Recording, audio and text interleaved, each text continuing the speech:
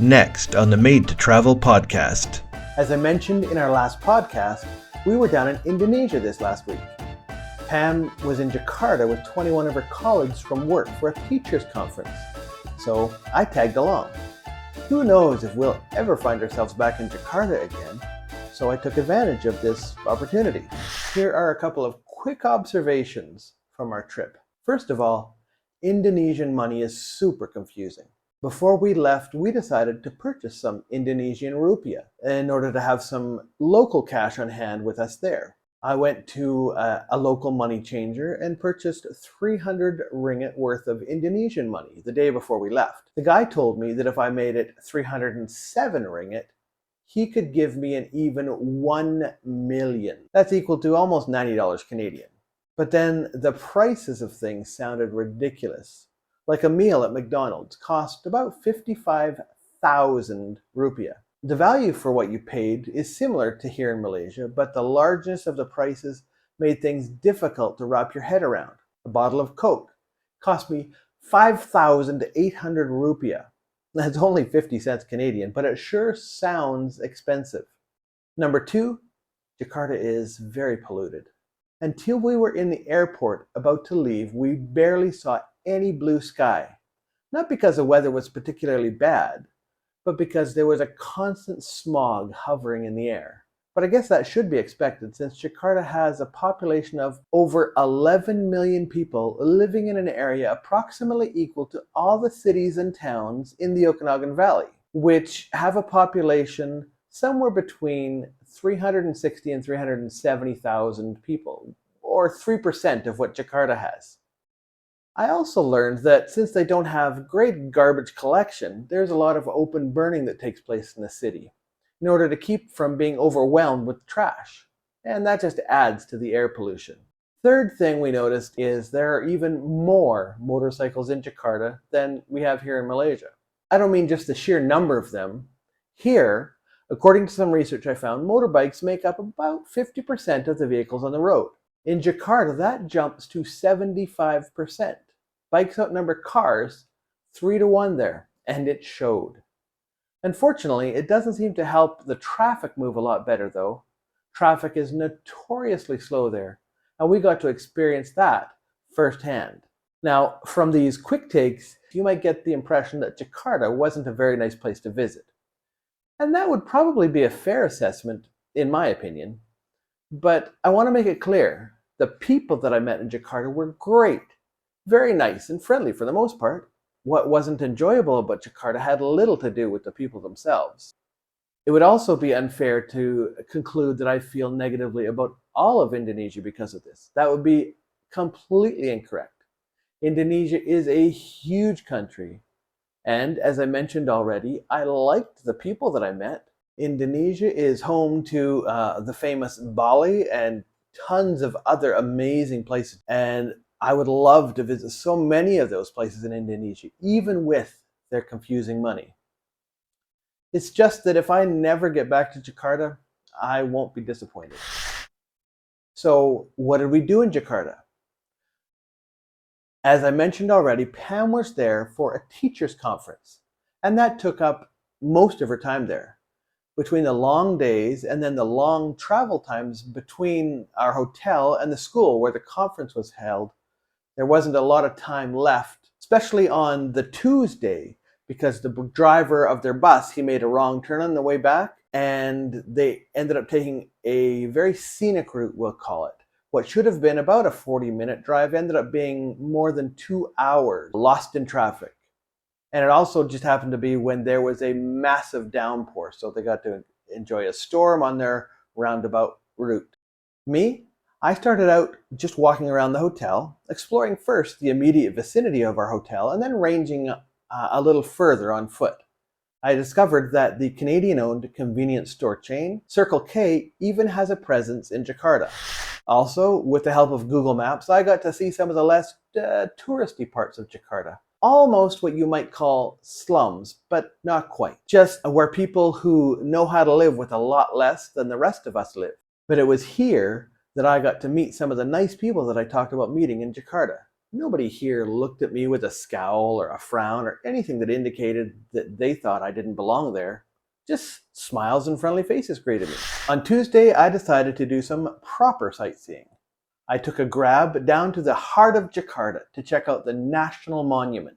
The National Monument, which was completed in 1975, is a 137 meter or 450 foot tall obelisk in the middle of Merdeka Square, which is a large park covering about a square kilometer. I also walked around some of the area surrounding Merdeka Square, which is the home to a lot of government buildings and the home to a number of embassies and things like that. I found out later that I had walked in the wrong direction to see the Canadian embassy. Right across from Merdeka Square is the National Museum of Indonesia. However, I was informed when I was walking up to it that it's currently closed. Apparently there was a fire there back in September of this year, and it's expected to be closed for about a year as they repair all the damage that was done. One thing that was fairly consistent through our time in Indonesia, and rather surprising too, that is that Indonesia, or at least Jakarta, apparently loves Christmas. Not the Christian part of Christmas where we celebrate the birth of the Savior, but the Western style of Christmas with the lights and decorations and Christmas trees and Christmas music too. Our hotel was full on Christmas with their decorations. The mall that we visited, as were a lot of other places we visited as well. For a Muslim country, it was very surprising to see how hard they're embracing Christmas. Our return flights were with Malaysia Airlines, and in addition to being fairly impressed with the level of service they provided, we were also far more entertained than we expected to be when they gave us the safety instruction. I'm going to end the podcast today with a little video that we captured during the safety instructions. Enjoy. Welcome aboard Malaysia Airlines. May we have your absolute attention as we take you through our demonstration. Malaysian hospitality is legendary. Let us show you the way.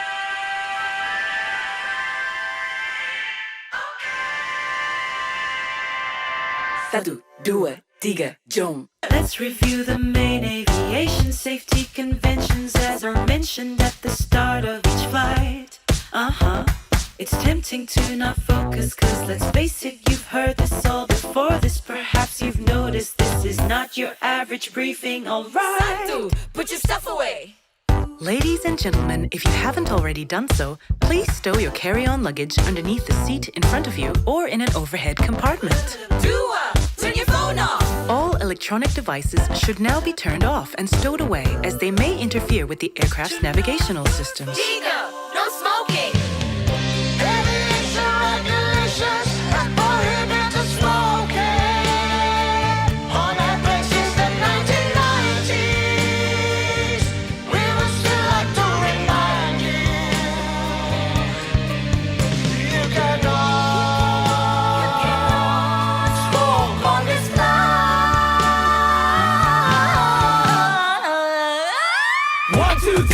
Fasten your seatbelts. 1, 2, 3, 4. Fasten your seatbelts. Hari Mamalaya in the house. Here we go, here we go, here we go. It's really not that difficult. Seatbelts are mystical, but since we're being careful, Let's recap. insert the metal tip into the buckle, pull on the loose and tighten the strap. If you want to take it off, lift up the thingamabob. Thingamabob. I think it's called a flap. If the seatbelt sign is on, Keep it on, keep it on. if the seatbelt sign is off, Keep it on, keep it on. Weather changes quickly, turbulence is bumpy, so please for your safety. Keep it on, keep it So on. if I cover you, and if you cover me, we'll take care of each other in any kind of weather. Everything's better when we fly together. Ladies and gentlemen, the air pressure in this cabin is always being monitored, which brings us to number 5. Put it on yourself before you put it on someone else.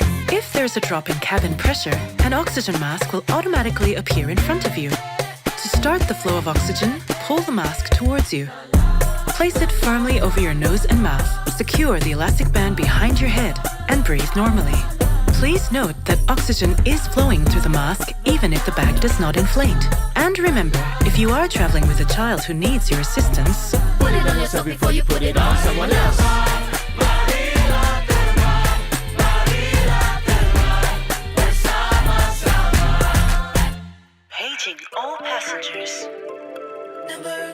Number 6. If required, life vests can be found here. Tear the pouch and remove the vest. Only inflate the life vest at the exit before leaving the aircraft by pulling the red tab. We also have life vests for infants. Slip the vest on past the straps round your waist. If you pull this cord, the vest will inflate. Blow into the mouthpiece for more inflation. The lighter whistle will attract attention. Here we are at number 7. Here we are at number 7. Here's your brace position lesson. Here's your brace position lesson. Lean like this, follow my lead. Hands on top, flatten your feet. Number 8 is plan your exit. It might be behind your seat. Please take a moment now to familiarize yourself with the exits in this aircraft. When instructed to evacuate, follow these lights. If you have to use an evacuation slide, remove your heels as they may damage the slide. Leave all your belongings, move quickly to the nearest exit, and jump on the slide. In the event of an emergency, be sure to follow your cabin crew's instructions at all times. Brace yourself. Brace yourself. Plan your exit. Plan your exit. Are you ready? Yes, we're ready. 1, 2, 3, jump! Ladies and gentlemen, we have come to the end of our safety demonstration. As the safety features on this aircraft may differ from other types of aircraft, we ask that you all review the safety information card located in the seat pocket in front of you. Once again, welcome aboard Malaysia Airlines, and we hope you enjoy a Malaysian hospitality. Please remember to put your seats upright, stow your tray table, and keep your window shades up before takeoff and landing.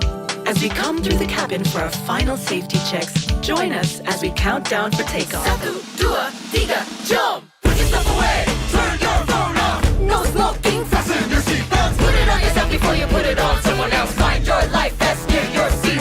Brace yourself and plan your exit. Yup, that's it. Okay, let's go!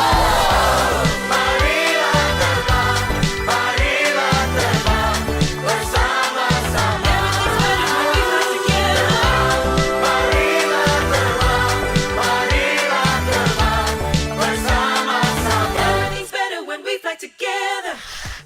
Ready to explore with us? Hit subscribe and join these toes on our next adventure. Leave a comment and share your thoughts. We can't wait to hear from you.